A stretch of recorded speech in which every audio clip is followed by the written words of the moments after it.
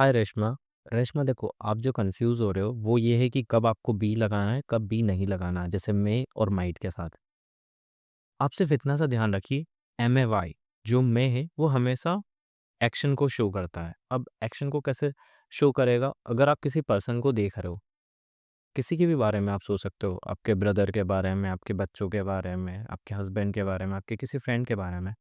Now think that कि वो इंसान कुछ करेगा। एग्जाम्पल के तौर पे आपकी फ्रेंड शायद आपको कॉल करेगी, शी में कॉल यू।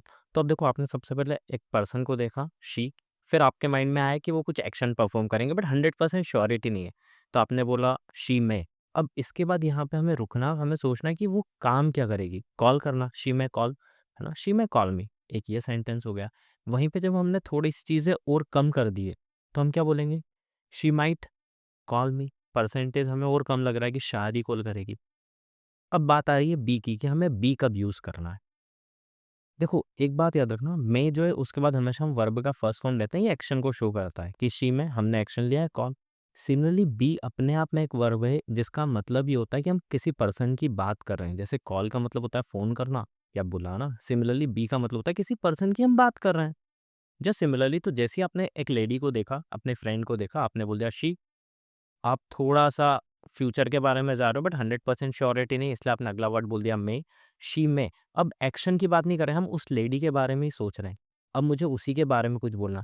जब आप ही उसी के बारे में बोलने वाले हो तो फिर अलग से एक्शन क्यों ले रहे हो? तो वहाँ पे हमने लगा दिया बी, शी मे बी। अब हम उसे डिफाइन कर रहे हैं। शायद आप सोच रहे होंगे कि वो बिज़ी होगी, तो अब बिज़ी तो कोई काम नहीं ना, she may be busy, she may be at home, she may be tired, शायद वो थकी हुई होगी। तो जो भी चीज़ें आप फ्यूचर को लेके चल रहे हो, बट जिसमें हम ये देख रहे हैं कि एक पर्सन कुछ काम करेगा, सीधे हम बोलेंगे उसका नाम और में और हल्का-सा रुकेंगे।